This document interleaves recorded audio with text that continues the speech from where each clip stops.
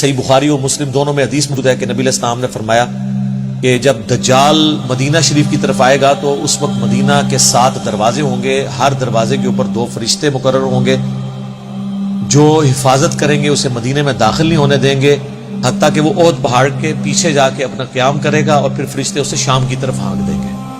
اور صحیح مسلم میں حدیث ہے کہ مکے اور مدینے کے سوا ہر جگہ وہ داخل ہوگا، مکے اور مدینہ اس کے لیے حرام ہوگا۔ تو واقعی اب یہ تو احادیث موجود ہیں، بالکل یہ ہمارا عقیدہ ہے کہ مکہ اور مدینے کی حفاظت ہوگی۔ بخاری اور مسلم دونوں میں حدیث ہے کہ دین قرب قیامت میں مدینے میں آ جائے گا، اور مسلم میں ایک حدیث میں الفاظ ہیں 2 مساجد میں آ جائے گا، حرم مکہ اور حرم مدینہ۔ ویسے یہ بات ٹھیک ہو گئی ہے کیونکہ حضور کے زمانے میں جو مکہ تھا نا، وہ اس وقت سارے کا سارا مکہ شریف کی مسجد میں آ چکا ہے، اتنی توسیع ہو گئی ہے۔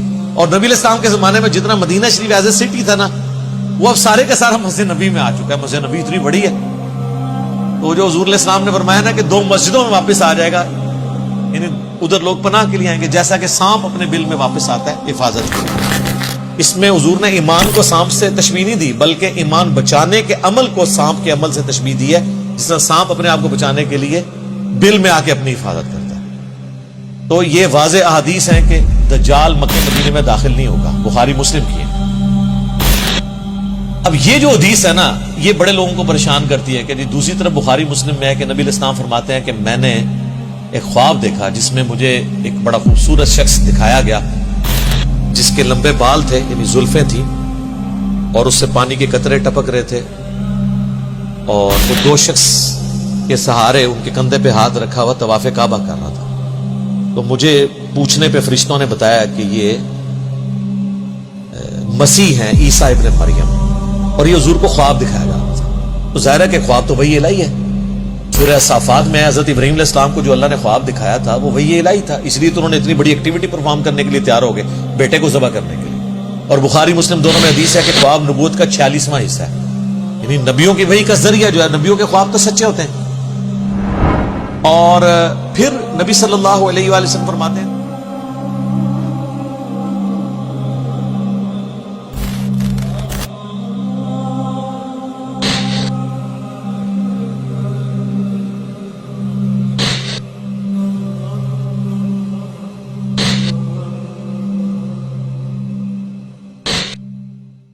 تو میں نے پوچھا یہ کون ہے، تو مجھے بتایا گیا یہ مسیح دجال ہے، وہ اوریجنل مسیح یعنی کرائسٹ، اور یہ ہے اینٹی کرائسٹ۔ وہ اکثر لوگ کہتے ہیں کہ دجال کو مسیح کیوں کہا جاتا ہے؟ مسیح تو حضرت عیسیٰ ہے، اور سر ان کو جھوٹا مسیح کہا جاتا ہے، دجال کو، اس کو مسیح نہیں کہا جاتا، مسیح الدجال، جعلی مسیح، اور یہ ہے عیسیٰ ابن مریم مسیح، اصلی مسیح۔ تو وہ مسیح نہیں ہے، وہ جھوٹا مسیح ہے، کیونکہ یہودیوں کی کتابوں میں ہے کہ ایک مسیح آئے گا بنی اسرائیل کے اندر۔ وہ مسیح آیا، ان کو سمجھاتا رہا، انہوں نے اس مسیح کے قتل کے فتوے جاری کیے، اس کو اللہ نے اوپر اٹھا لیا۔ کون؟ عیسیٰ ابن مریم۔ لیکن ان کو پتہ ہی نہیں چلا۔ اب جب وہ دجال آئے گا نا، وہ کہیں گے اچھا یہ ہے ہمارا مسیحا، تو وہ دھوکہ کھا کے اس دجال کو عیسیٰ ابن مریم کی جگہ مسیح مان لیں گے اپنا۔ یہ نہیں ہے کہ وہ کوئی یہودی اللہ کے ماننے والے نہیں ہیں، ایسا نہیں ہوگا، وہ دھوکہ کھا جائیں گے، اور اللہ کا ان پہ یہ عذاب ہے کہ انہوں نے پیغمبروں کے ساتھ جو ہے وہ غداری کی ہے، تو اس کی سزا وہ بھگتیں گے۔ وہ نبی علیہ السلام کو بتایا گیا یہ مسیح دجال مسیح، دجل کہتے ہیں نا دھوکہ دینے والے کو، جعلی مسیح، اسی ہم انگلش میں اسے کہتے ہیں کرائسٹ، عیسیٰ ابن مریم کو اس کو کہتے ہیں اینٹی کرائسٹ۔ لیکن یہ واقعہ خواب کا ہے، خواب کا واقعہ تشبیہ کے طور پہ ہوتا ہے، ایکچوئل نہیں ہوتا۔ مثلا بخاری اور مسلم دونوں میں حدیث ہے، نبی علیہ السلام فرمایا میں نے خواب میں دیکھا کہ میرے ہاتھ میں 2 سونے کے کنگن ہیں، تو میں اس کی وجہ سے بڑا پریشان ہوا، پھر میں نے اس پہ پھونک ماری تو وہ غائب ہو گئے، اور اس کی تعبیر میں نے 2 جھوٹے پیغمبروں سے کی ہے جو ظاہر ہوں گے، اور وہ حضور کی زندگی میں ظاہر ہوں گے۔ وہ مسلمہ کذاب تھا، تو دوسرا اسود،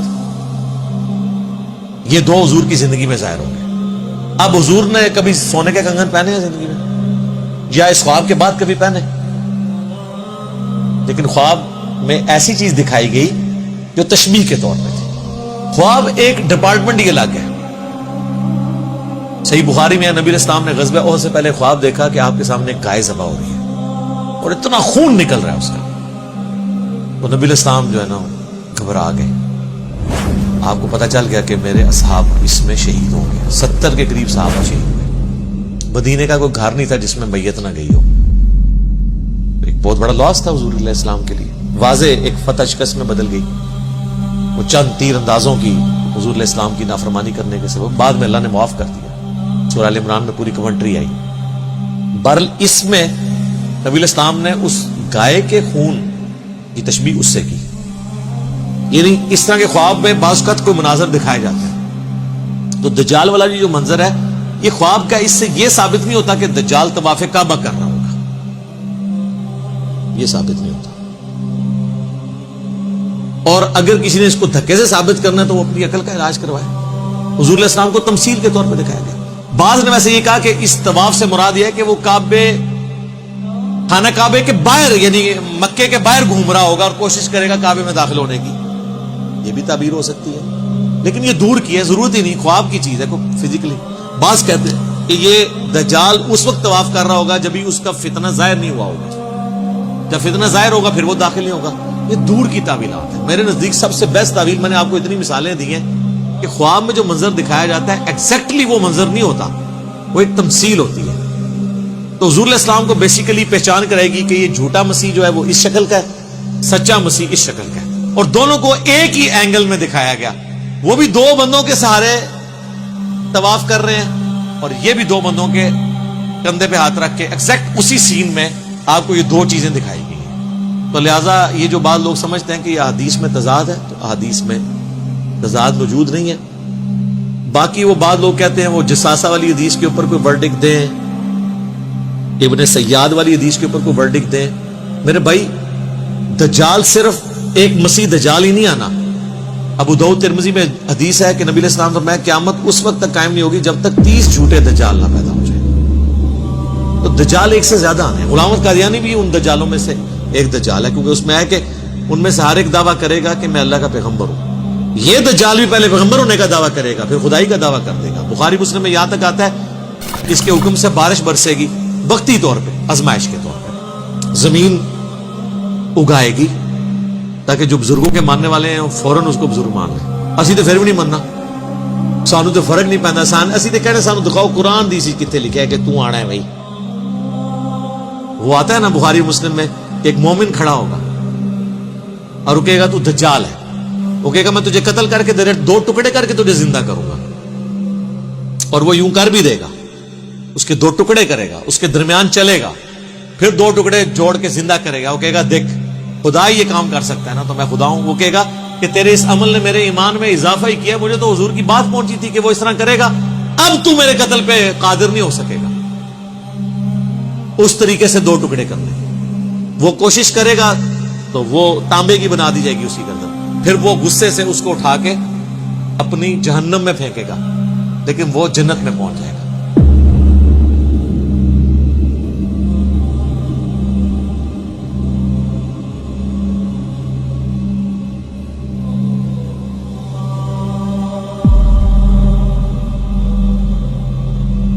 یعنی موت اس کو آ جائے گی. اور نبی صاحب فرمایا وہ اس زمانے کا سب سے بہترین شہید ہوگا, سید الشہداء ہوگا نا.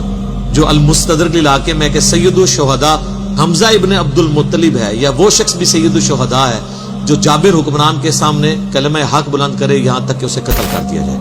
تو حسین ابن علی بھی سید الشہداء ہیں, اور وہ بھی مومن بھی سید الشہداء ہوگا جو دجال کے سامنے کھڑا ہوگا. حتیٰ کہ بخاری مسلم میں آتا ہے کہ دجال کے ماتھے پہ کافر لکھا ہوگا, لیکن ایبریویشن میں کافارا. مومن پہچان لیں گے, اور جو بابوں کے ماننے والے, کسے کہانیوں کے ماننے والے ہیں, وہ تو وہ کہیں گے کافر نہیں لکھا ہے, تو انہوں سمجھ نہیں آئی ہے, یہ نہیں لکھا. جس نے کہتے ہیں گھوڑا نے دھما لی تیسرا وہ ہدایت لا رہے ہوتے ہیں نا دھکے نال, یہ بھی وہی کریں گے.